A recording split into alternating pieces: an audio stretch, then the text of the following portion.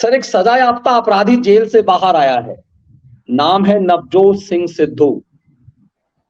भाव भंगिमा चेहरा सब कुछ बदला हुआ है। जिस सिद्धू को आगे करके, जिस सिद्धू ने सबसे पहले राहुल गांधी को पप्पू कहा था, और फिर वो सिद्धू जो मजाक उड़ाता था सोनिया का, सोनिया के चरणों में लेटा, उस सिद्धू के माध्यम से कांग्रेस ने कैप्टन अमरिंदर को अपमानित करवाया, फिर पंजाब गंवाया। कई बार लगता है कि आज पंजाब की दुर्गति में इस सिद्धू की बड़ी भूमिका है।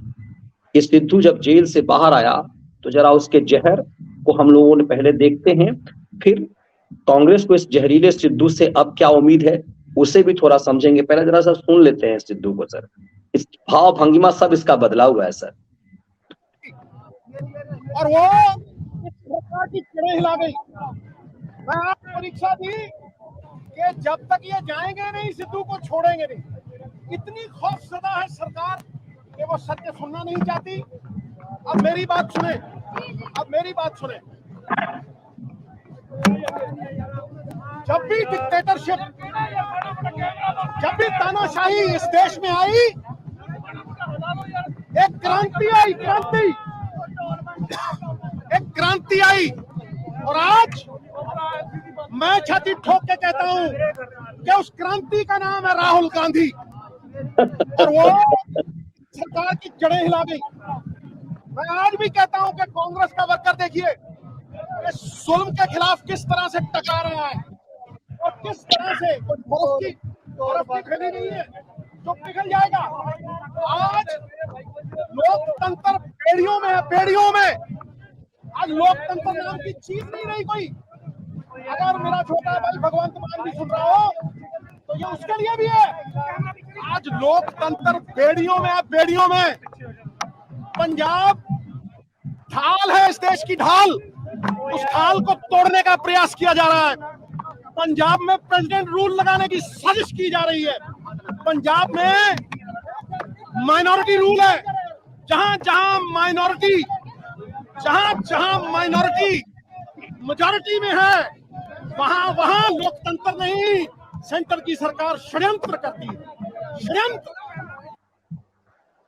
सर, इसके भाषण को जहां तक मैं समझ पाया, इसकी साजिश को देखिए, ये खालिस्तानियों पर नहीं बोल रहा, जो अमृतपाल पे नहीं बोला। इसने कहा कि पंजाब में राष्ट्रपति शासन लागू करने की साजिश हो रही है। तो साफ समझ में आ रहा है कि ये किसके एजेंडे पर चल रहा है। ये राहुल गांधी का एजेंडा भी साबित कर रहा है। एक ये, दूसरा ये कह रहा है कि एक क्रांति का नाम है राहुल गांधी। खैर, ये तो मजाक हम इस पे कर सकते हैं कि चलो, एक अहंकार जो आज के हर चिरकुट को हो रहा है, जो छुटभैया से कुकुर मुत्ते जो उग रहे हैं, हर कुकुर मुत्ते को कह लग रहा है कि राहुल, नरेंद्र मोदी उसे बर्बाद कर देना चाह रहा है। वो इतना बड़ा हो गया है वो कि मोदी उसे बर्बाद कर देना चाह रहा है। आज से नहीं, हर चिरकुट को, राहुल केजरीवाल को भी लगता था कि मोदी उसके पीछे पड़ा हुआ है। आप दिखते कुकुर मुत्ते उग रहे हैं, सब कुकुर मुत्ते को भी लग रहा है, इस सिद्धू को भी लग रहा है, इसे भी लोकतंत्र खतरे में लग रहा है। लेकिन मुझे सर, ये सिद्धू तो जेल से निकलने के बाद और खतरनाक लग रहा है सर। मुझे लगता है सरकार को इस सिद्धू पर नकेल और ध्यान देने की बहुत जरूरत है। अमित शाह को ये पंजाब में आग लगाने की साजिश मुझे लग रहा है इसकी। हाँ, ये उसी टूल की गैंग का हिस्सा है। वो तो सरकार क्या करेगी तो बात की बात है। बाकी मनीष जी, इस आदमी का जीवन ही इससे कट रहा था। ये मस्करा कुछ लाख रुपए लेके अश्लील भद्दे फूहड़ मजाक करने के पैसे धंधा करता था, उससे अपनी रोटी कमाता था। ये पैसे मिल गए, कांग्रेस की तरफ भाग गया। भाजपा में नहीं मिला माल, उधर चला गया तो कांग्रेस में भाग गया। कांग्रेस से भाग के अब ये खालिस्तान की तरफ भागा है। ये आज जो ये कुछ बोला है, बिल्कुल सही आपने कहा। मैं वही कहने वाला था कि इसको आकर पंजाब में जो आग लगी हुई है, खालिस्तानी गुंडे वहां पे आतंक मचा रहे हैं, उस पर ये एक शब्द नहीं बोला।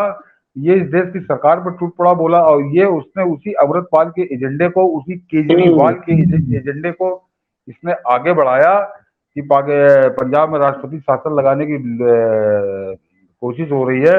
और minority rule Mamata Banerjee minority की है कि स्टालिन वहां पे तमिलनाडु में माइनॉरिटी है। जगनमोहन रेड्डी या केसीआर क्या माइनॉरिटी है? किसकी आंख हम धूल झोंक रहा है? ये झूठ बोल रहा है। यहाँ पे अखिलेश यादव जब थे तो क्या माइनॉरिटी थे, या तेजस्वी यादव लालू यादव क्या माइनॉरिटी हैं? और जब ये अमरिंदर सिंह के खिलाफ जहर उगल रहा था, उसको गालियां बक रहा था सार्वजनिक रूप से, बद्दी और पान जलत, तो अमरिंदर सिंह क्या थे? माइनॉरिटी नहीं थे तो क्या मेजॉरिटी थे? अमरिंदर सिंह कौन थे? अमरिंदर सिंह भी सिख थे, तो उसके खिलाफ तो जहर उगल रहा था, बड़ी बद्दी बद्दी गालियां बक रहा था, उनको अपमानित कर रहा था, खुलेआम अपमानित कर रहा था, अपनी पार्टी का नेता होने के बावजूद, अब इसकी पार्टी की सरकार का मुखिया होने के बावजूद, और उनको अपमानित कर रहा था। और ये आके हिंदुस्तान में कह रहा था कि बाजवा तो मेरा यार। जिस बाजवा ने हिंदुस्तान के कम से कम 10,000 सैनिकों की हत्याएं कराई और कम से कम 50,000 निर्दोष नागरिकों को मौत के घाट उतरवाया, उस बाजवा को कह रहा था बाजवा तो मेरा यार, उसके गले लग के आया था। इमरान खान उसके गले लग के आया, इमरान खान मेरा बड़ा भाई। तो ये इसके राजस्थान में, इसके चुनाव में मनीष जी पाकिस्तान जिंदाबाद के नारे लगे थे, वीडियो सामने आया था, बाद में मुकरा एक नहीं, लेकिन वीडियो सच बोल रहे थे। तो ये आदमी तो पाकिस्तान से दीक्षा लेके आया है। जिस तरह से शत्रुघ्न सिन्हा जियाउल हक से उसने पहले दीक्षा ली, उसके बाद पाकिस्तानियों से दीक्षा ली, और अब ये कर्म कर रहा है। तो मनीष जी बहुत खतरनाक स्थिति है देश में कि यहाँ पर खुलेआम पाकिस्तान से दीक्षा लेके आया, पाकिस्तान से गाइडलाइन लेके आया, पाकिस्तान के मार्गदर्शन में जो नेता चल रहे हैं, उनको इस देश का कौन लोग वोट देते हैं, समझ में ये नहीं आता मनीष, समझ में ये नहीं आता। ये आदमी कांग्रेस में है, ये पाकिस्तान की भाषा बोल रहा है, खालिस्तान की भाषा बोल रहा है। उसके बाद अगर कोई आदमी अपने कांग्रेस को वोट देता है, किसी भी चुनाव में देता है, तो वो अपनी आत्महत्या का सामान खुद इकट्ठा कर रहा है। ये अच्छे से समझ ले। वही भोगना पड़ेगा जो 1947 में भोगा गया था। बिल्कुल सर, यदि सर हमें और आपको समझ में आ रहा है तो क्या इस देश की खुफिया एजेंसी को समझ में नहीं आया हुआ कि सिद्धू ने जो आज जहरीला बयान दिया है वो ना अपनी पार्टी के उसके हित में है, ना उसने सिर्फ जानबूझ करके राहुल गांधी को खुश करने के लिए कह दिया क्रांति का नाम राहुल गांधी है, लेकिन साफ इशारा कर दिया कि पंजाब में अब वो खालिस्तानी एजेंडे को आगे करेगा। उसने विक्टिम, आज सिद्धू का ये बयान, मुझे नहीं लगता सिद्धू ने इससे पहले भी इस तरह के जहरीले बयान कभी दिए थे। या तो जेल में रह करके इसका मानसिक स्थिति सर खराब हो गया, या फिर किसी बड़े एजेंडे के तहत इसे कोई सुपारी दी गई है।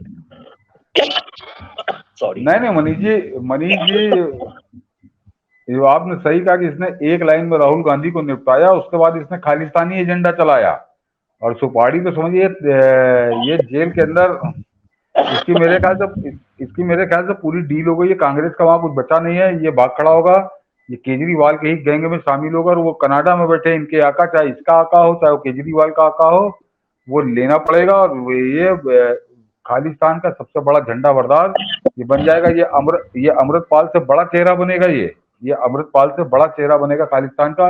देखते जाइए, क्योंकि मैंने कहा ये तो पाकिस्तान से दीक्षा लेके आया था, 5 साल पहले लेके आया था, और बाजवा मेरा यार, इमरान मेरा यार, ये खुलेआम कर रहा था। इसके राजस्थान में इसकी रैली में पाकिस्तान के जिंदाबाद के नारे लगे, किसने लगाए थे ये जाने या इसकी पार्टी जाने। तो ये आज निकल के आया। बिल्कुल आपने सही कहा कि मनीष जी इस देश के गृह मंत्री फिर कसौटी पे हैं, अग्नि परीक्षा उनकी होनी है, और क्या करते हैं आगे आने वाले दिनों में देश की निगाह होगी। बिल्कुल सर, और दर्शक भी मान रहे किस तरह से इमरान खान से का गलबैया, मतलब सरकार के विरोध के बावजूद ये गया था, पाकिस्तान गया, वहां गलबैया की। तो साफ दिखता कि एजेंट किसका है, इसीलिए सरकार को बहुत गंभीरता से आज ये आप सजा याफ्ता अपराधी है, लेकिन नजर रखने की जरूरत है। क्या संभावना आपको इस बात की भी लग रही है कि केजरी के एजेंट के रूप में भी ये काम कर सकता है पंजाब? और मनीष जी ये जेल किस बात में गया था, इसका व्यक्तिगत दूसरा जेल किस बात, एक वृद्ध आदमी को मार डालने के आरोप में गया था। ये कोई नेतागिरी में नहीं गया था, नहीं गया था बिल्कुल। एक आदमी की जान ले लेने का कुकर्म में गया था। जो आदमी, वो भी सीनियर सिटीजन सर, वो भी सीनियर सिटीजन की जान ले ली थी इसने, तो वो खालिस्तानी गुंडों वाला, तो इसकी मानसिकता वही है, तो ये वही भाषा बोला, ये उसी राह पे अब चल रहेगा, ये उसी राह पर अब चल देगा। वो इसने बिल्कुल आज साफ संकेत दिया है। और ये देखिए इसको जो करना है, तो इसने जब पाकिस्तान से लौटा था, पाकिस्तान में इसने जो कुछ किया था, उसके बाद लौट के जो कुछ किया था, उसके बाद इसने अपने इरादे साफ कर दिए थे। शत्रुघ्न सिन्हा को मैंने बताया कि 370 हटने का गम ये लाहौर जाके पाकिस्तान के राष्ट्रपति के सामने मना रहा था, तो इन लोगों ने तो अपने इरादे साफ कर दिए हैं। अब जरूरत फिर वही मनीष जी है कि केंद्र की सरकार अपने इरादे कब साफ करती है, ये इस पे निगाह है। बिल्कुल सर, इस पे निगाह है कि केंद्र की सरकार कब अपनी नजरें थोड़ी टाइट करे। खास के देश के गृह मंत्री से हम सब अपेक्षा करते हैं कि अपने पुराने फॉर्म में अब आए, इन जिहादियों और खैरातियों पर, इन मीडिया के दलालों पर भी थोड़ा सा हो कि इस तरह की चीजों को कैसे छुपाया। सर